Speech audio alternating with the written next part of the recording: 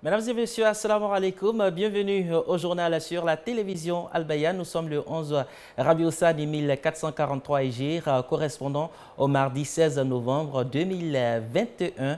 Voici les principaux titres. Fin de l'édition 2021 du CIMA, Conseil des imams de l'AUMC, avec en toile de fond les états généraux de la formation dans les organes dirigeants. Difficultés et perspectives, plusieurs propositions ont été formulées. Modernisation du transport en Côte d'Ivoire, lancement d'une application dans le but de redynamiser le transport abidjanais. Une cérémonie de remise de l'eau a eu lieu à Treichville dans le cadre de l'opération Un chauffeur, une voiture. Hors de nos frontières, le secrétaire d'État américain Anthony Blinken entame cette semaine une tournée africaine. Première étape ce mardi, Nairobi. Il se rendra ensuite au Nigeria et au Sénégal. L'édition 2021 du CIMA, Conseil des imams de l'AUMC, l'association des élèves et étudiants musulmans de Côte d'Ivoire, s'est déroulée le 14 novembre au groupe scolaire Iné d'Abobo Biabou. À cette occasion, le Conseil national de pédagogie a été présenté aux militants, nous dit Seriki Barou. Les états généraux de la formation dans les organes dirigeantes de l'AUMC, difficultés et perspectives, tel est le thème de la rencontre des imams de la première structure musulmane de Côte d'Ivoire. Une structure qui fait de la formation de ses militants une priorité. Nous faisons autant que faire se peut notre possible pour pouvoir aider le bureau exécutif à la formation donc, de nos AMC et pour qu'ils connaissent l'islam dans ce qu'on pourrait appeler le vrai visage de l'islam. Avec tout ce que nous connaissons aujourd'hui, nous avons l'obligation d'encadrer, d'être aux côtés de nos AM6 afin qu'il n'y ait aucune déviation dans la formation. Face aux nouveaux défis en termes de formation, le comité exécutif de l'AUMC a décidé d'innover. On a créé un cadre cette année qui est le CNP, le Conseil national pédagogique. Il va venir renforcer la question de la formation, aider le comité exécutif, sous la supervision du comité exécutif, nous aider dans nos tâches. On souhaite implanter les conseils régionaux pédagogiques, tout ça pour combler le vide des formateurs et des réalités également auxquelles nous sommes confrontés. Le parrain de ce conseil des imams de l'AUMC, Konaté Lamine, dit soutenir cette initiative car étant lui-même un pur produit de cette association. J'ai été formé au lycée par l'AUMC. Étant étudiant, j'ai été également formé par l'AMC. Et après l'insertion dans la vie professionnelle, j'ai été membre des instances dirigeantes de l'AMC en tant que membre du conseil d'administration. Et alhamdulillah, et donc j'ai été sollicité à ce titre-là par le bureau national pour pouvoir les soutenir spirituellement et avec mes idées également pour la réussite de cette cérémonie. Et je l'ai accepté volontiers, alhamdulillah. Le CIMA est le plus grand regroupement des imams et encadreurs des sections, sous-comités et secrétariats régionaux de l'AUMC. Le CIMA vise à contribuer à l'harmonisation du contenu de la formation donnée à leurs militants. Et restons dans la commune d'Abobo. L'association islamique Al-Jafala a organisé une conférence sur les épreuves dans la vie du prophète Mohammed. C'était lors de la 11e édition de son maoulid tenue le 14 novembre à Abobo, Habitat. Abdoulaye Moudoulié, Mariam Silibé et Ousmane Diomandé.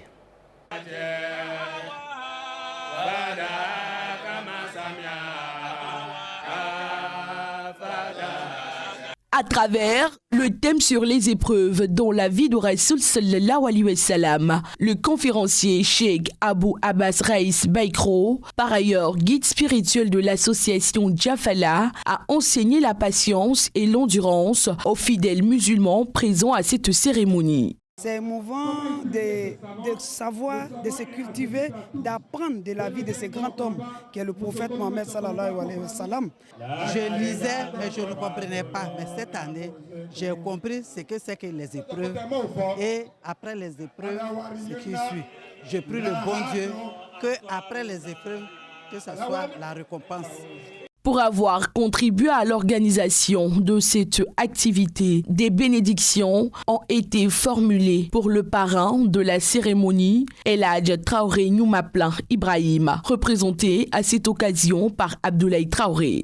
Nous avons assisté à une très belle conférence qui nous a permis d'apprendre davantage. On ne cesse pas d'apprendre chaque fois quand on a l'occasion de participer à ce genre d'échanges. L'association islamique Al-Jafala œuvre pour la promotion de l'islam à travers des conférences et des actions sociales. Elle existe depuis 2011. Et dans la commune de Cocody, l'association des jeunes musulmans d'Anono a organisé sa traditionnelle cérémonie du Maoulid sous le thème « La place de la discipline dans la construction d'une société équilibrée ». L'activité s'est tenue le 13 novembre 2021 à l'école régionale d'Anono. Des précisions avec Soumeya Sanogo et Ousmane Youmandé. À Anono, le Maoulid est une habitude traînée depuis des lustres. Une fois de plus, les jeunes ont sonné la mobilisation pour ce qui s'avère être un rendez-vous de foi et de spiritualité à l'honneur du messager de l'islam. C'est l'expression de notre reconnaissance à Allah lui-même, de nous avoir envoyé un messager dans sa grande miséricorde pour nous guider, nous montrer la lumière. La célébration du prophète est donc une louange d'Allah. Cette édition a été l'occasion pour le conférencier Imam Abbas Touré de brosser l'un des thèmes brûlants de notre société actuelle, en l'occurrence le respect de la hiérarchie. L'impact que ça va poser, d'abord, c'est pour montrer à la jeunesse qu'on doit respecter son hiérarchie. Que ce soit un chef de famille, un imam, un guide religieux. Voilà pourquoi nous, à Anono, on a rassemblé tous les guides religieux cette nuit pour parler de paix et parler du rassemblement et du respect de l'hiérarchie. Des présents ont été remis par les guides religieux à la jeunesse dans le cadre de la consolidation de la paix et la cohésion sociale dans le quartier d'Anono.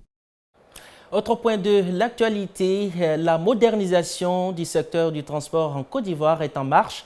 Un service de paiement numérique ainsi qu'un agrégateur de services de mobilité urbaine ont lancé mardi dernier une application dans le but de redynamiser le transport à Abidjanais. Une cérémonie de remise de l'eau a eu lieu à Trècheville dans le cadre de l'opération dénommée « Un chauffeur, une voiture ». Ahmed Bakayoko et Dosso Sissé. Le secteur du transport connaît une évolution importante avec l'utilisation des solutions intelligentes. Un porte-monnaie électronique à la portée des populations et des acteurs du transport vient bousculer les modes de paiement classiques pour laisser place au paiement digital.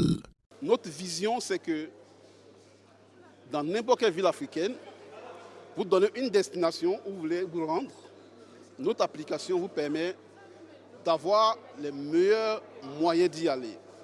Donc, si c'est une question de temps, on vous dira quel est le moyen le plus rapide d'arriver à votre destination. En marge du déploiement de ce projet, un concours « Un chauffeur, une voiture » a été lancé pour permettre aux chauffeurs d'acquérir gracieusement des véhicules afin d'offrir une expérience réelle de paiement digital aux usagers de ces dits transports.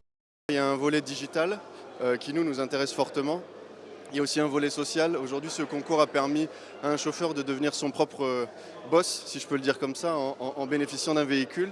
C'est une opération qui ne va pas s'arrêter à ce concours-là. Modja est engagé dans ce projet. En tant que concessionnaire, on assurera, nous, comme on le fait avec l'ensemble de nos clients, la disponibilité des véhicules ainsi que le service après-vente derrière, qui est une donnée, un paramètre extrêmement important sur le marché du transport. Cette solution novatrice est la traduction de la détermination de l'État à favoriser l'inclusion financière en faisant du digital un levier incontournable de cette action. La Côte d'Ivoire face aux défis de la cohésion nationale et de la paix, c'est le thème de la 25e édition de la Journée nationale de la paix, célébrée hier à Yamoussoukro en présence du Premier ministre Patrick Achi. Gagnoa, chef-lieu de la région du Go, n'est pas resté en marge de cette célébration. Retrouvons nos correspondants Lansine Camara et Sawadogo Soumeila. Cette célébration est l'occasion pour le gouvernement ivoirien de renouveler son invitation à l'ensemble des acteurs sociopolitiques et de sensibiliser la population à la consolidation de la paix. Selon l'ambassadeur Kessié Ambroise, membre du Conseil de paix dans le Go, plusieurs avancées en matière de recherche de la paix sont à saluer dans cette région du pays. Nous disons qu'il nous faut la paix. Le président de la République a commencé. Nos frères qui étaient en exil sont rentrés. Il y en a encore qui sont là-bas, mais ça continue. Beaucoup ont été libérés de la prison. Mais ce sont des pas. Une occasion pour l'ambassadeur de lancer un appel à l'implication de tous pour une paix durable. La Côte d'Ivoire a besoin de paix. La Côte d'Ivoire a besoin de l'union de tous ses enfants. Tous les 15 novembre de l'année, la Journée nationale de la paix en Côte d'Ivoire a été instaurée en mars 1996 par le président Henri Konan Bédié. Elle vise à sensibiliser la population à la culture de la paix et au vivre ensemble.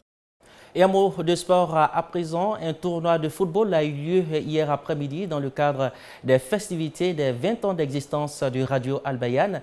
Ces matchs mettaient en opposition 4 équipes, parmi lesquelles 2 composées des agents du groupe Média Al Bayan et 2 autres issus des forums et fan clubs de la structure. Le compte rendu d'Ahmed Bakayoko, commenté par Abdoulaziz Diallo.